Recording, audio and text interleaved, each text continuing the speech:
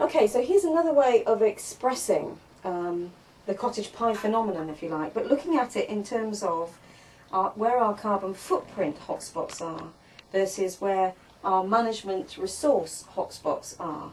So, for example, on this diagram, what I've shown is the life cycle from natural resource production and processing here through transportation, manufacturing of the product or maybe the service, the distribution of it, and then the final consumer here. Now, if you look at that in terms of the management resource applied at different parts of that cycle, you can see the bulge, the main management resource is applied at the manufacturing, which is perhaps typical what you might expect.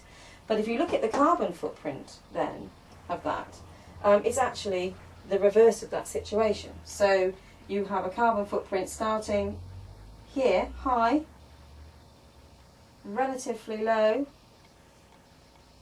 high. So what that's showing us is actually management resource in terms of the life cycle of what we're doing in organisations is actually concentrated at the point at which there's the least issue. Doesn't mean that we shouldn't concentrate on this. It's a very, very good place to start. But it does mean that we need to be looking at these other issues. Now, I was recently talking to somebody from Unilever who corroborated this and said, in terms of their impact, they have by far the most impact at this end of the graph.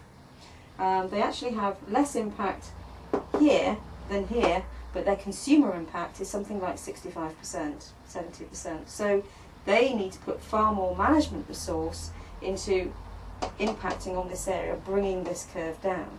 And in fact, the Unilever Sustainable Living Programme, which they announced last year, they have huge cuts that they're trying to make in terms of their carbon footprint by 2020, are very, very significant targets.